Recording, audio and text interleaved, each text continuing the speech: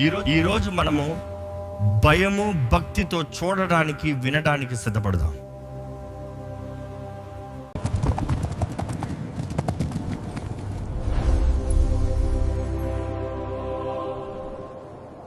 వైద్యుడైన లూకా గారు వ్రాసిన లూకా సువార్త 1వ వచనం నుండి 80వ వచనం వరకు.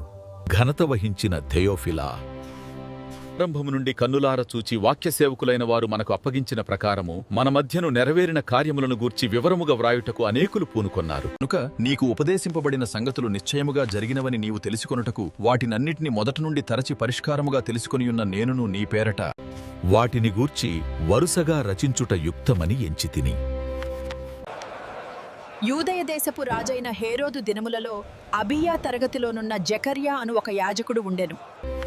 అతని భార్య అహరోను కుమార్తెలలో ఒకతే. ఆమె పేరు ఎలీసబెతు. వీరిద్దరూ ప్రభు యొక్క సకలమైన ఆజ్ఞల చొప్పునను న్యాయవిధుల చొప్పునను నిరపరాధులుగా నడుచుకొనుచు దేవుని దృష్టికి నీతిమంతులై ఉండిరి. ఎలీసబెతు గొడ్రాలైనందున వారికి పిల్లలు లేకపోయిరి.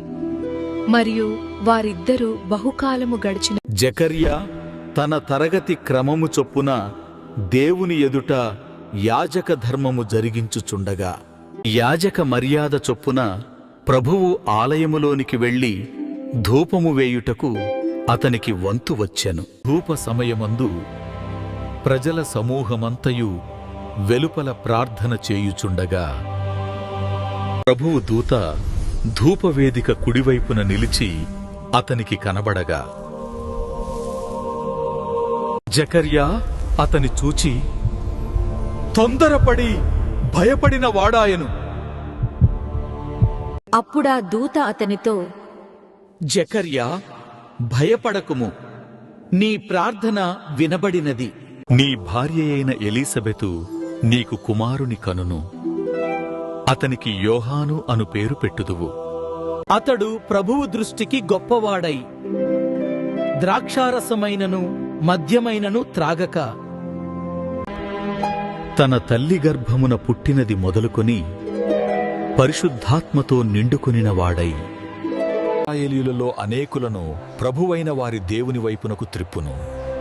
మరియు అతడు తండ్రుల హృదయములను పిల్లల తట్టునకును విధేయులను నీతిమంతుల జ్ఞానముననుసరించుటకును త్రిప్పి ప్రభువు కొరకు ఆయత్తపడియున్న ప్రజలను సిద్ధపరచుటకై ఏలియా యొక్క ఆత్మయు శక్తియు గలవాడై ఆయనకు ముందుగా వెళ్ళును కనుక నీకు సంతోషమును మహా ఆనందమును కలుగును.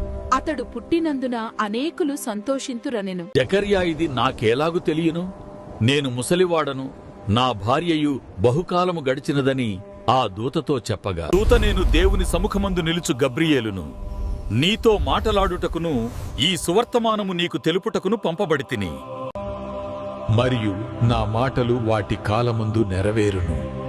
నీవు వాటిని నమ్మలేదు గనుక ఈ సంగతులు జరుగు దినము వరకు నీవు మాటలాడక మౌనివై యుందువని అతనితో చెప్పెను.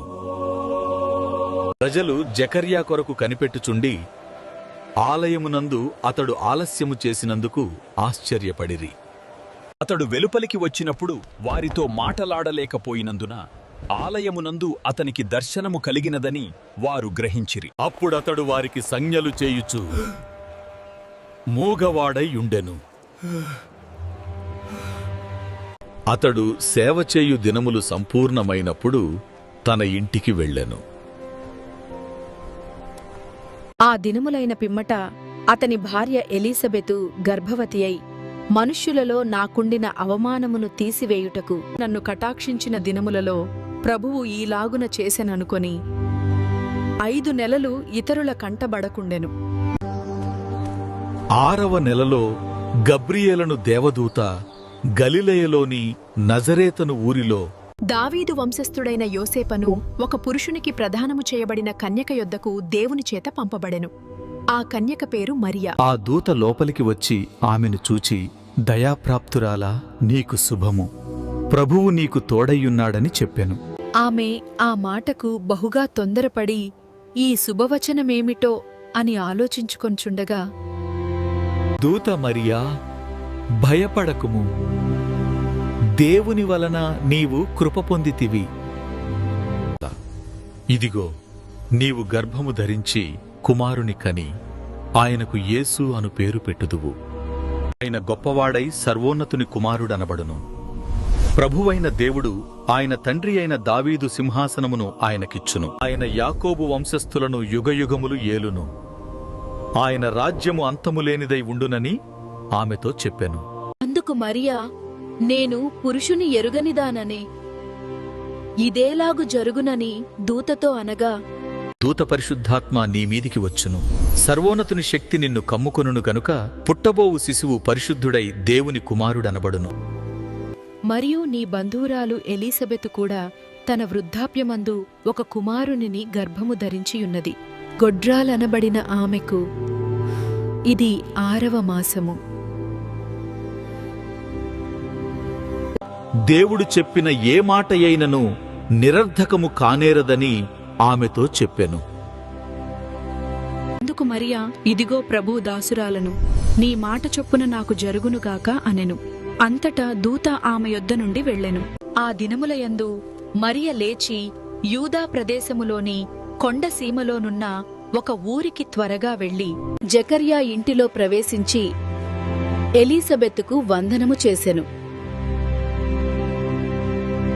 ఎలీసబెతు మరియ యొక్క వందనవచనము వినగానే ఆమె గర్భములో శిశువు గంతులు వేసెను.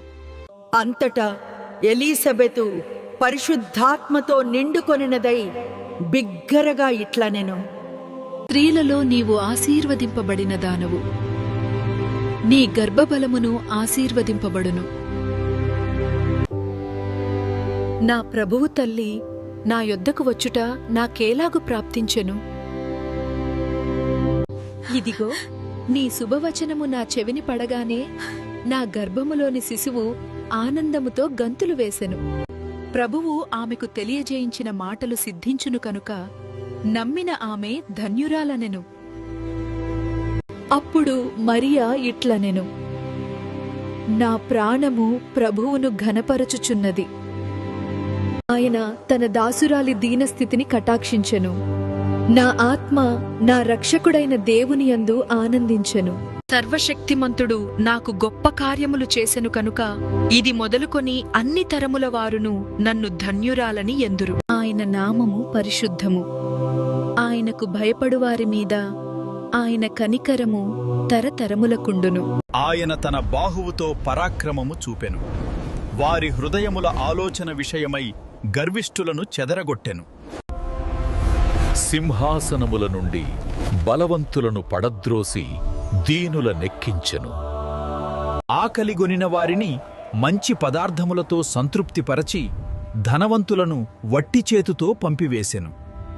అబ్రాహామునకును అతని సంతానమునకును యుగాంతము వరకు తన కనికరము చూపి జ్ఞాపకము చేసుకొందునని అతడు మన పితరులతో మాట్లాడినట్లుగా ఆయన తన సేవకుడైన ఇశ్రాయేలుకు సహాయం చేశాడు.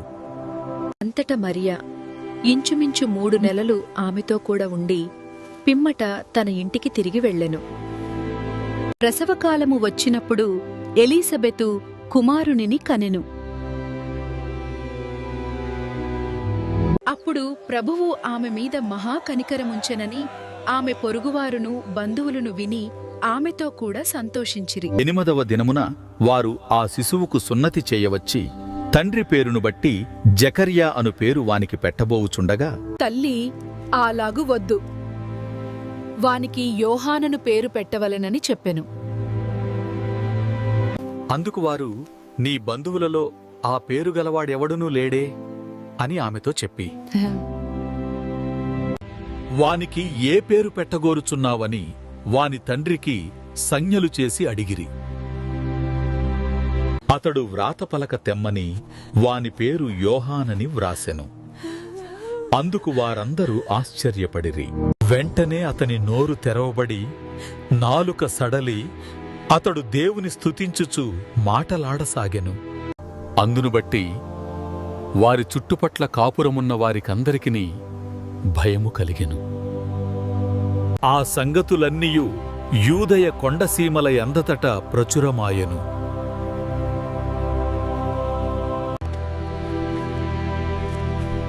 ప్రభువు హస్తము అతనికి తోడయుండెను. కనుక ఆ సంగతులను గూర్చి వినిన వారందరూ ఈ బిడ్డ ఏలాటివాడగునో అని వాటిని మనస్సులో ఉంచుకొనిరి. మరియు అతని తండ్రి జకర్యా పరిశుద్ధాత్మ పూర్ణుడై ఇట్లు ప్రవచించెను. ప్రభువైన ఇశ్రాయేలు దేవుడు స్తుతింపబడునుగాక. ఆయన తన ప్రజలకు దర్శనమిచ్చి వారికి విమోచన కలుగజేసెను.